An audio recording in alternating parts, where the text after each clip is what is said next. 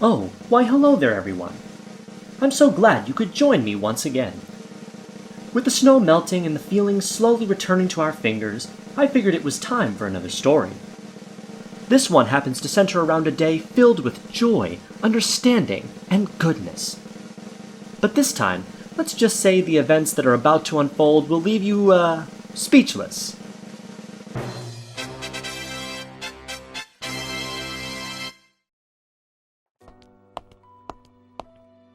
Our story begins on the morning of Valentine's Day, with Neapolitan walking along the Paris High Street, all alone. It had been 4 years since Roman Torchwick's untimely death, due to an event that the world had come to know as the Fall of Beacon. She decided to visit the Cheng family bakery. Entering to pick up an order, Sabine Cheng was at the counter, making sure all the treats were perfectly polished. Oh, hello there. You must be the one who called ahead earlier today. I have your order all ready to go. 1 heart-shaped cake for 2 with included forks, no extra charge. Neo picks up and pays for the cake. She gives a curt nod to Miss Cheng before turning towards the door to leave. However, she heard behind her what sounded like a bull running through a china shop. Marinette Cheng was running down the stairs, wishing not to be late for school. Again. Oh no! I'm gonna be so late! Ah! Oh my gosh, I didn't mean to... Is there anything I can do to... Neo gave her a vicious scowl, one that was filled with rage, hiding her inner despair. She wanted to tell this little ladybug what she really thought of her oopsie, but decided to stay silent and simply walked away. I'm so sorry. I promise the next cake you get from my family shop is absolutely free. Neo couldn't care less about what Marionette's apology was. Cost meant nothing to someone who used to steal for a living. All she wanted now was to eat the mess that used to be her cake and end today in solitary. All she wanted was for this day of love to go away.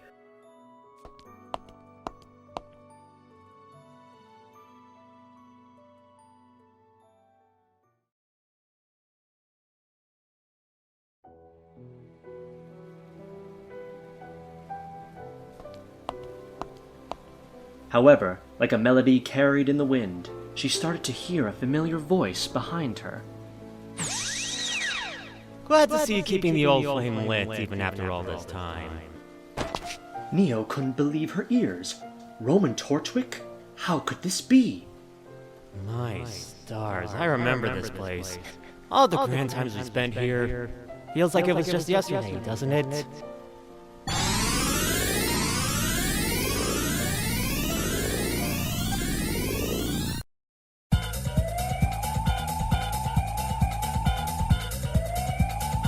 Our scene shifts to Roman and Neo running out of this very shop, with Old Man Shopkeep chasing after them with a broom. You run, no good renegades! You have to pay for those! Good day to you, sucker! Godforsaken kids! What am I gonna do now? They took all my dust!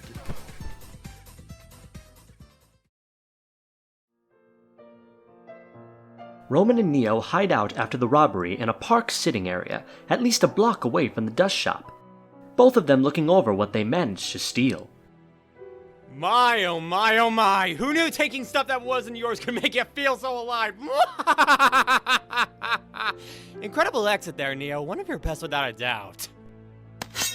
Neo smiled as she pulled out 2 silver forks that she stole from the bourgeois family house down the street. Wait. Are these... silver? Neo, you little devil. Oh, hey, I got something for us. To celebrate another successful work of community service, Roman wanted to celebrate. He reached into his massive stealing bag and pulled out a heart-shaped cake with the words, "For always having my back," written on it in vanilla, chocolate, and strawberry frosting. Happy Valentine's Day, Neo. Tonight, we eat. Tomorrow, we own the world. They dinged their forks together and happily ate the cake that Roman had borrowed for them. Neo had never been happier. It seemed like her story would go on to live a happily ever after.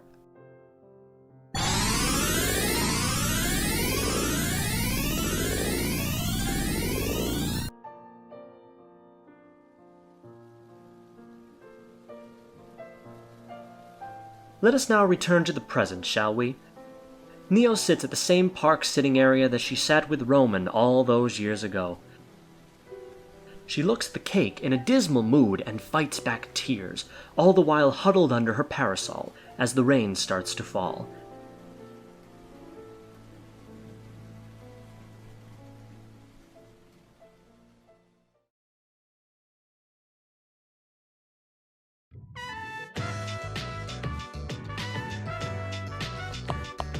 Elsewhere, Marinette had arrived at school with her friends Alia and RWBY waiting for her, urging her to get inside quickly.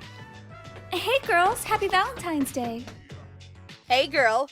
So, tell me, what are you planning on doing today? No, wait, don't tell me. You're gonna try to talk to Adrian again. Are you gonna leave a note in his locker asking him out to dinner after class? Come on, Alia. It's pretty clear what Mary's big plan is. Oh, Adrian, I think you're the most handsomest man on the face of the planet. I think your hair, abs, and butt are beyond all comparison throughout time and space. Oh yes, Mr. Aggress, please take me away to your big mansion on the hill so we can live happily together, get married, and have 1 billion babies. Oh my god, would you two shut up? Do you want the whole school to hear you? Sorry, Mary, we don't mean to bust you so much. It's just that we know if you toughened up and actually told Adrian how you feel, I'm positive he'd go out with you. It's like my big sister Yang always says. Hey, the boobs are always right. Yeah, Ruby's right. Except for what her sister said. You don't need to plan the next 30 years of your life with Adrian, just the next 5 minutes. Listen, girl, just go over and talk to him. What's the worst that can happen? You're right. Today is the day that I tell Adrian. Tell me what, Marinette? What?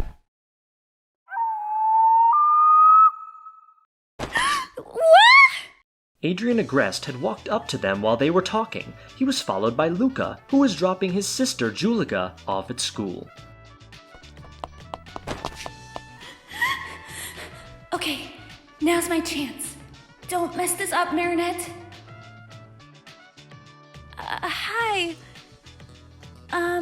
Going to I Ask Ice Cream is saying date Valentine's? Oh no. Oh man, she's blowing this. Hey, Marinette. Are you okay? Hey, Adrian. Would you want to go with Marinette to the Chocolate Pinwheel Coffee Cafe after school? A hush falls over the hallway as everyone waits on bated breath for Mr. Agreste's answer. But it turns out that Adrian was so focused on chatting with Luca that he barely heard a word that was said. Thanks for giving me a ride, Luca. I owe you one. No problem at all, Adrian. Is everything going okay with your dad? Oh, yeah, he, left for a business trip last night. Barely said a word to me. Business as usual, I guess. Alright. Well, if you need anything or someone to talk to about things, you can call me anytime, day or night. I'll remember that. Thanks again. See you, Luca. Bye, Marinette. Adrian and Julica head inside the school while Luca rides off. That's when Alia and RWBY broke out into laughter, as did the narrator. Oh wait, that's me! Oh, stop it, you guys! That was so embarrassing! No. Embarrassing is too nice of a word, girl. Yeah, oh man. But hey, look on the bright side. I wouldn't worry about this. You've got the whole day to win his heart, Mary. That's right. And besides, we'll be right here to help you all the way. So I don't want you to worry too much, okay? You guys are the best. I love you guys so much. Why couldn't you say that to Loverboy like 5 minutes ago? It's one of life's great mysteries. After that disastrous start, Marinette and her friends proceeded to class. While the bad part of her day was ending, I'm afraid Neo's was only just beginning.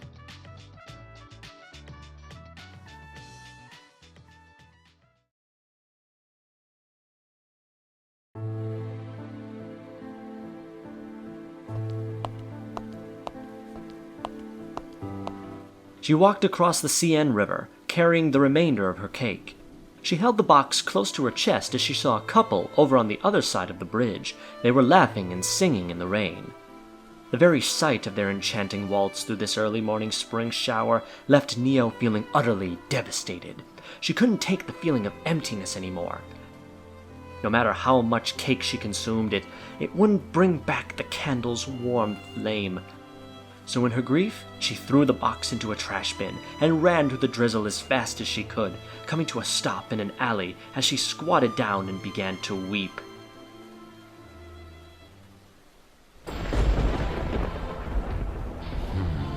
How curious. A perfect union broken, never to be connected again. Hurts is the one left behind on this day of affection. I couldn't have found a more perfect prey for my Akuma. The villainous Hawkmoth's lair opened up, illuminating the rather humorous attire he had on. Eris, I am Hawkmoth. The loneliness in your hearts has become unbearable. You are trapped in a never-ending nightmare. But I could be the one to alleviate it. All I ask in return for this gift is Ladybug and Cat Noir's Miraculous. Do you accept this deal?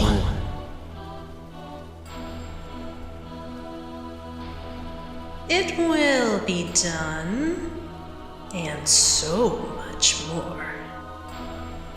Hawkmoth infects a butterfly, turning it into an evil Akuma, sending it free into Paris with a mission. Fly away, my little Akuma, and evilize her! Repair the heart now shattered with the promise of new purpose!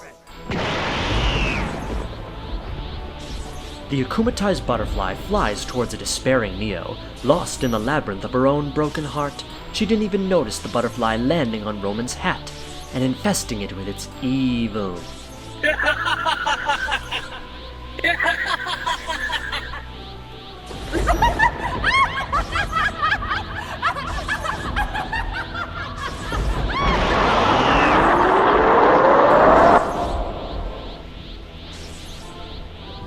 With that, Neo was akumatized into Eris, the goddess of chaos and discord, runes carved into her skin, and able to manipulate and mutate anything at her whim, as well as having the ability to soar through the air.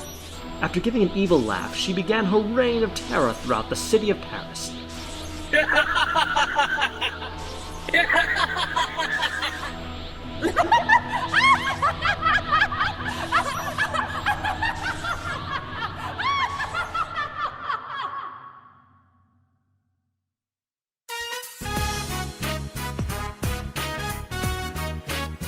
Back at the school, however, Oscar and Whitley were exchanging delectable chocolates.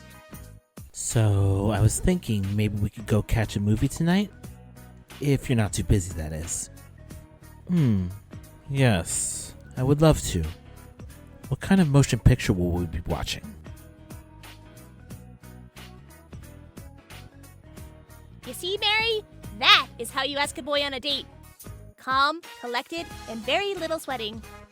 I have no idea why you always go off and do these elaborate schemes of yours. My methods for attracting boys aren't elaborate. Girl, please.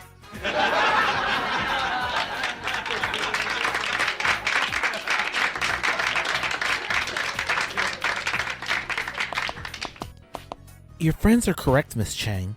I have to admit, when it comes to communicating with those who you're attracted towards, it can be a little difficult to muster the courage. But once you move past the original fear of the question, everything else just falls into place. Yeah, Marinette, There's already enough crazy people falling in love these days. Look at my boss. His own wife has been divorcing him for 1,000 years. Love is very complicated. Marinette didn't know what to think, or if Oscar was joking or not. But she didn't have time to think about it, because just then the sky outside the school suddenly turned magenta as the rain faded away.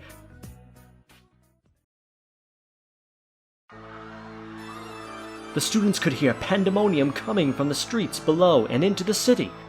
Hey! What's going on?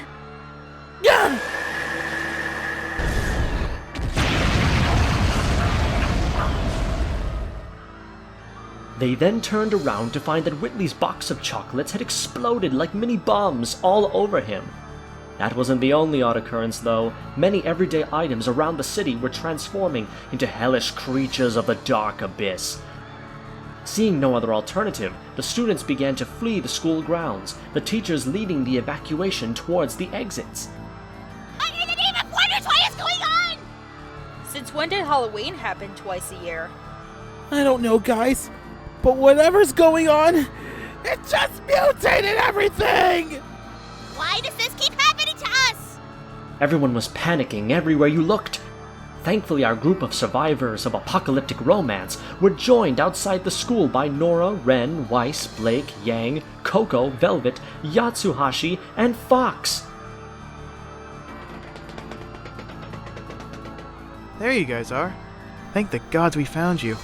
We just barely managed to escape the school with our lives. It was totally awful! 1 minute Ren was making delicious pancakes in cooking class. The next thing we knew, the pancakes were trying to eat us! Man, that sounds like an exciting series of events, pal. At least you didn't get dead by living dodgeballs.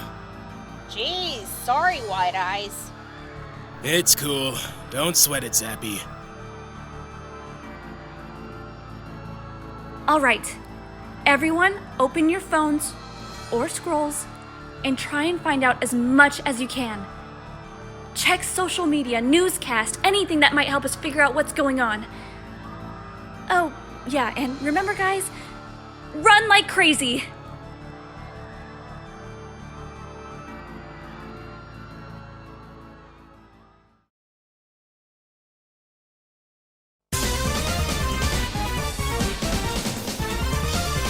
Our group of terrified teenagers do as much detective work as they could on the run, so many sharp sets of teeth chomping at them along the way. As they stop to catch their breath, they see a news report on a massive screen attached to a blimp. But instead of anchor Nadia Chamek, it was a creature with a speaker for a head talking into a mic. However, no one could possibly understand the monster on the screen before them, as the audio was complete garbage. Well, I think I speak for all of us when I say that I will never be able to unsee that. Well, Mari, what do we do now? Yeah, Ruby. Any harebrained plans on how to figure this out? Everyone looked at the two leading ladies, some with fear, some hope, and some indigestion. Our young heroines were, of course, aware of each other's strengths, but would it be enough to defeat evil this time around? You heard the princess. All right, team. Judging by how many monsters have appeared, we're gonna need all the firepower we can get. Go ahead and transform into your super suit, Mary. We'll follow your lead. These ugly butt faces want to ruin today, of all days? When love is supposed to reign supreme over hate? Well, I don't think so. I know for a fact that we'll give them a fight they'll never forget. Say the line, sister. All right, it's time. Step back, everyone. Tiki, spots on!